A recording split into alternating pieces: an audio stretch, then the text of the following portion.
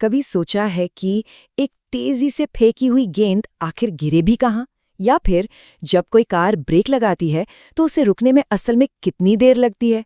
देखिए, ये कोई जादू नहीं है, ये है प्योर फिजिक्स।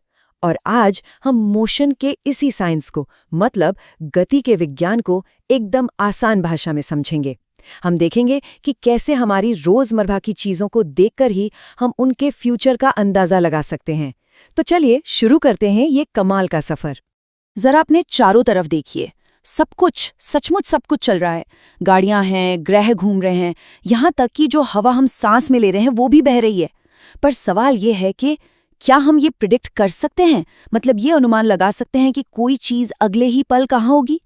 इसका जवाब हाँ, फिजिक्स में छिपा है। और सच कहूं तो ये जवाब हैरान कर देने वाला है। तो आज हम इसी के बारे में गहराई से जानेंगे।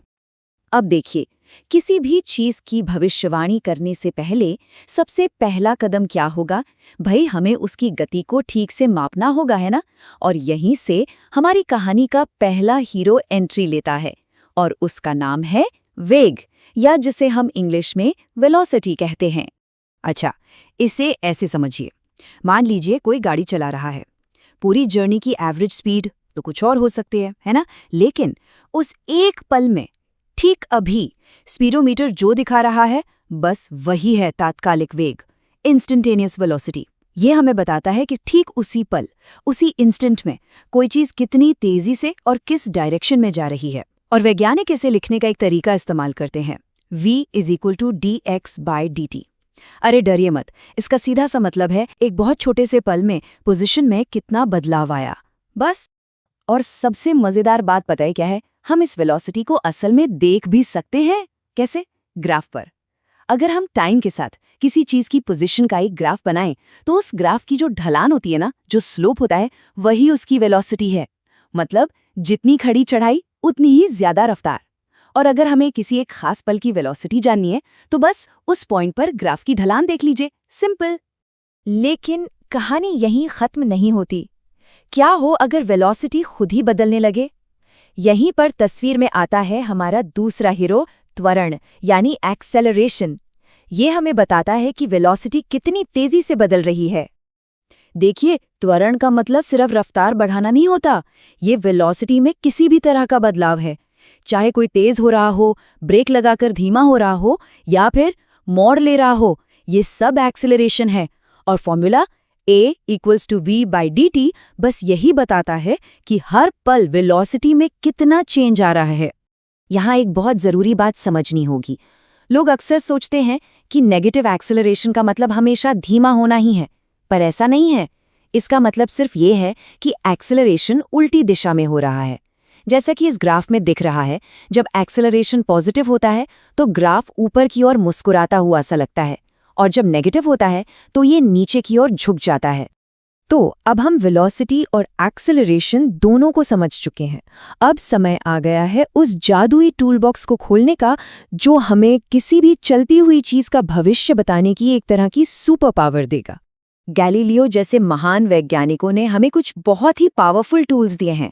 उन्होंने ये पाया कि अगर किसी चीज का एक्सेलरेशन कांस्टेंट है, यानी स्थिर है, तो सिर्फ 3 आसान से इक्वेशन से हम उसका सब कुछ जान सकते हैं, पास्ट, प्रेजेंट और फ्यूचर।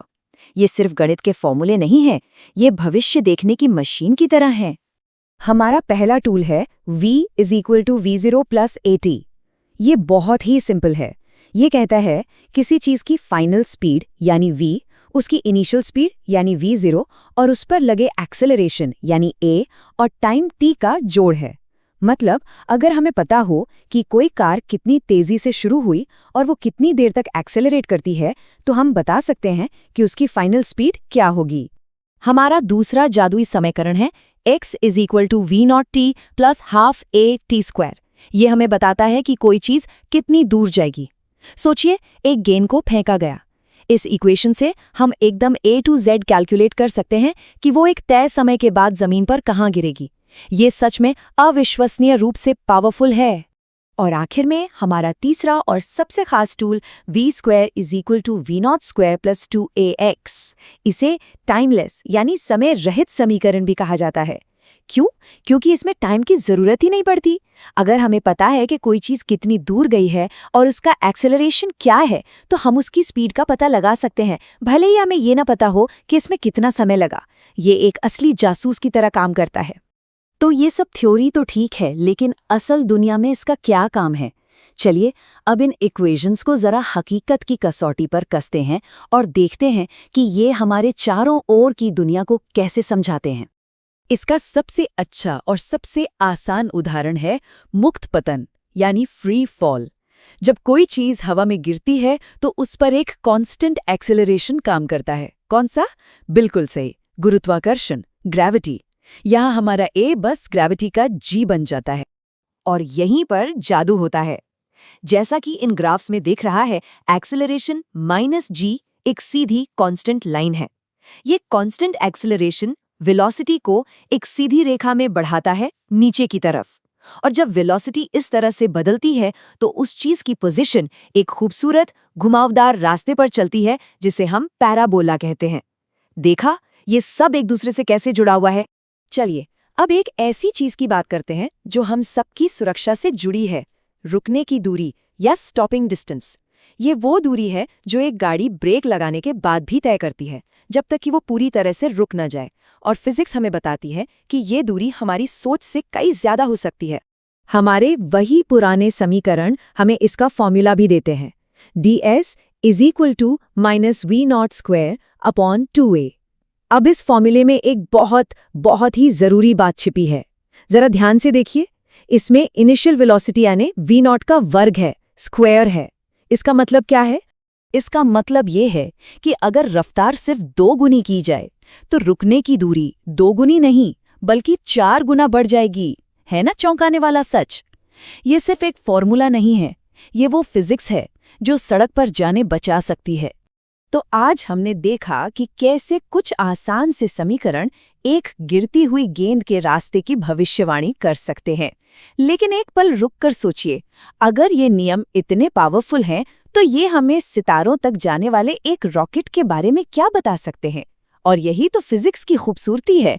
इसके नियम यूनिवर्सल हैं, जो एक छोटे से सेब से लेकर एक विशाल अंतरिक्ष यान तक सब पर एक जैसे ही लागू होते हैं।